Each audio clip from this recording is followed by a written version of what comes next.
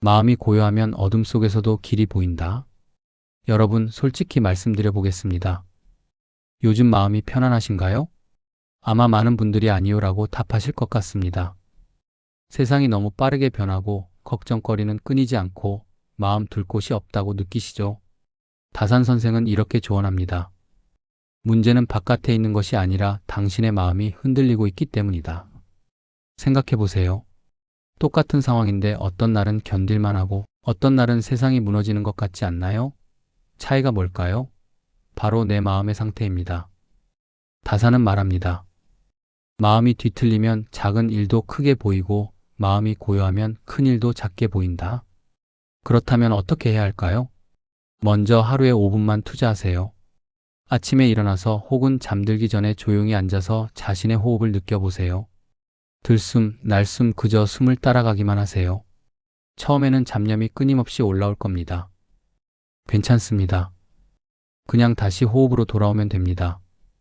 이렇게 매일 조금씩 연습하다 보면 어느새 마음이 조금씩 고요해지는 것을 느낄 수 있습니다. 기억하세요. 세상을 바꾸려 하지 말고 먼저 내 마음을 다스리세요. 그러면 세상이 달라 보입니다. 화를 내기 전에 마음이 왜 흔들렸는지 먼저 살펴라. 우리는 살다 보면 화가 날 때가 있습니다. 가족에게, 직장 동료에게, 때로는 전혀 모르는 사람에게까지. 그런데 다산 선생은 놀라운 조언을 합니다. 화는 상대 때문이 아니라 당신의 상처가 건드려졌기 때문이다. 예를 들어볼까요? 누군가 당신을 무시하는 말을 했을 때 화가 났다면 그것은 그 사람의 말 자체보다 인정받고 싶은 내 욕구가 좌절됐기 때문입니다. 누군가 약속을 어겼을 때 화가 났다면 그것은 신뢰받고 싶은 내 마음이 상처받았기 때문입니다. 그렇다면 어떻게 해야 할까요? 화가 치밀어 오를 때 3초만 멈추세요. 그리고 자신에게 물어보세요. 나는 지금 왜 화가 났지? 내 마음의 어떤 부분이 아픈 걸까? 나는 지금 무엇을 원하고 있었던 걸까? 이 질문을 하는 순간 맹목적인 분노는 자기 이해로 바뀝니다. 그리고 신기하게도 화는 누그러들기 시작합니다. 화를 억누르지 마세요. 대신 이해하려고 노력하세요.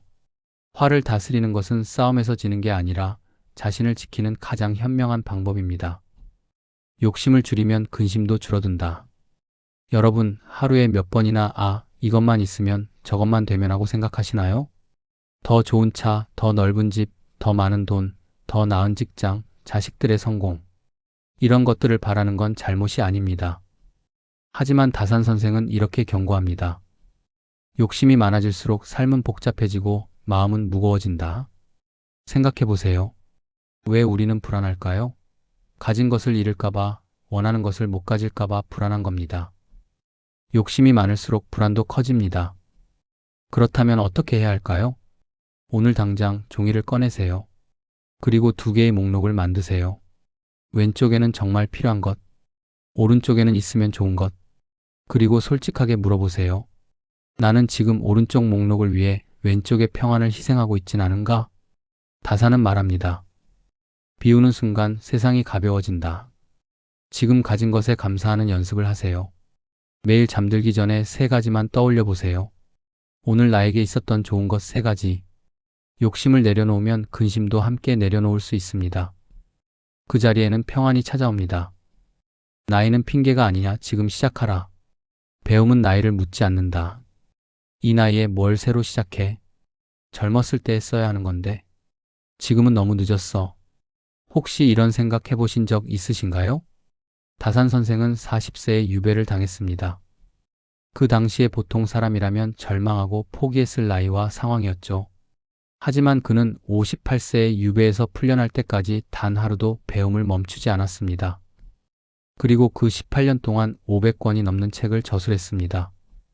그는 말했습니다. 나이가 들어서의 배움은 늦지 않다. 오히려 깊다. 젊을 때의 배움은 빠름입니다. 하지만 나이 들어서의 배움은 깊이입니다. 여러분이 살아온 수십 년의 경험은 어떤 책도 어떤 강의도 대신할 수 없는 자산입니다. 그렇다면 어떻게 해야 할까요? 오늘 당장 작은 것 하나를 시작하세요. 항상 배우고 싶었던 악기 하나, 읽고 싶었던 책 1권, 배우고 싶었던 언어 1마디, 해보고 싶었던 운동 1가지. 시작이 두렵다고요? 완벽하지 않아도 괜찮습니다. 느려도 괜찮습니다. 중요한 건 시작입니다.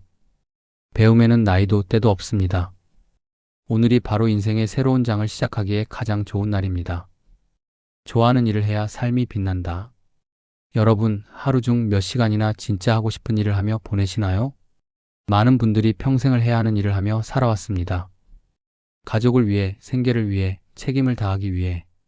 물론 그것은 존중받아야 할 삶입니다. 하지만 다산 선생은 이렇게 조언합니다.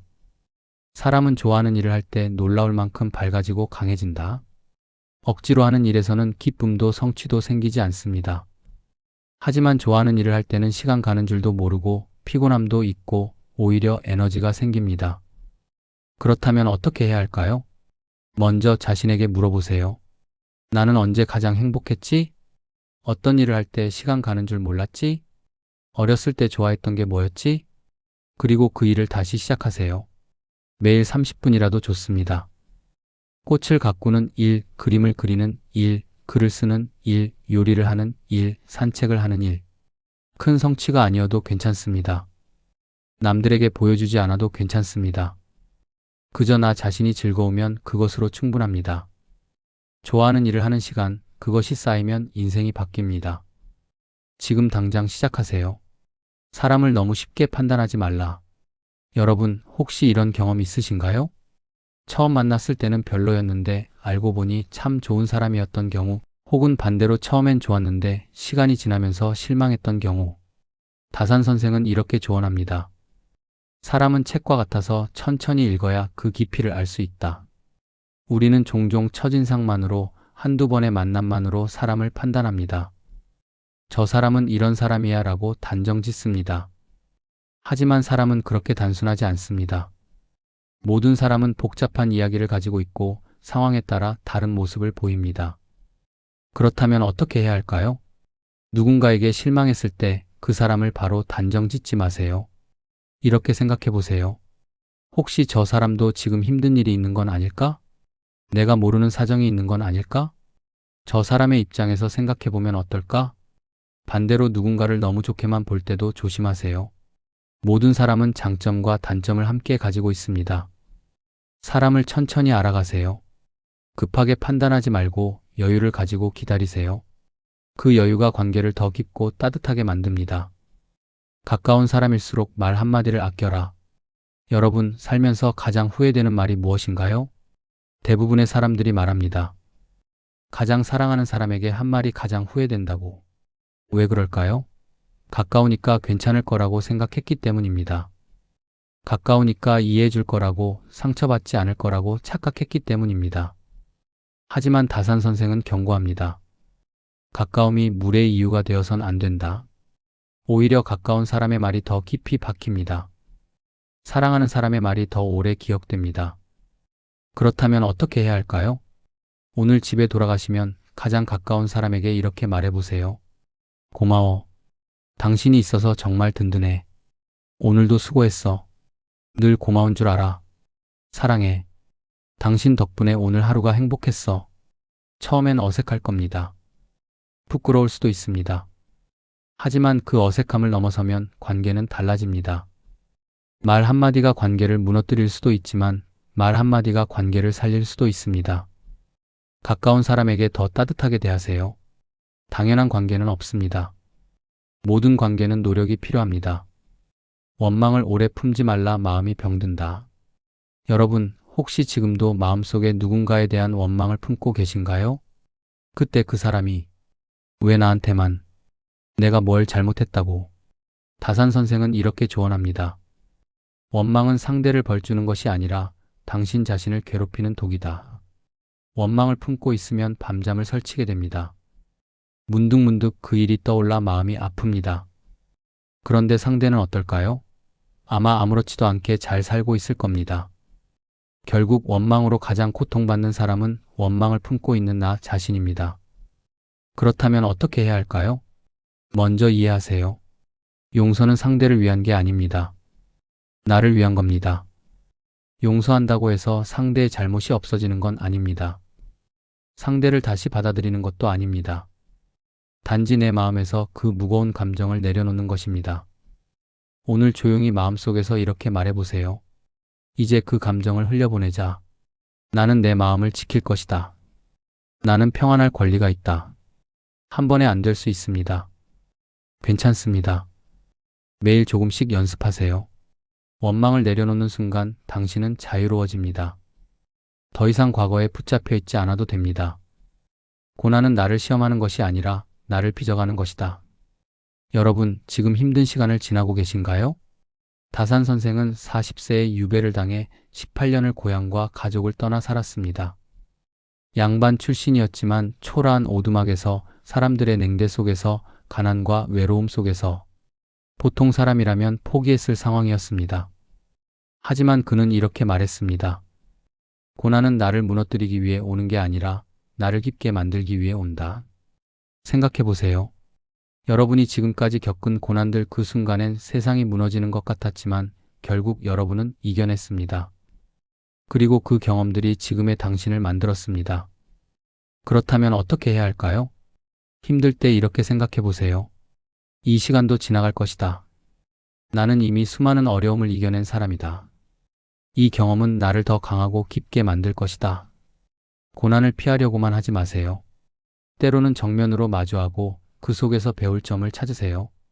다산 선생은 유배지에서 농민들과 함께 살며 그들의 고통을 이해했고, 그것이 목민심서라는 위대한 저작으로 탄생했습니다. 당신의 고난도 언젠가는 당신만의 지혜가 됩니다. 지금은 힘들어도 언젠가는 이 시간을 이야기할 날이 올 겁니다. 마이너스 과거에 얽매이지 말고 미래에 불안해하지 말라. 마이너스. 여러분, 지금 이 순간 무슨 생각을 하고 계신가요? 그때 그렇게 할 걸.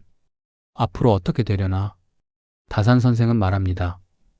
과거는 이미 지나갔고 미래는 아직 오지 않았다.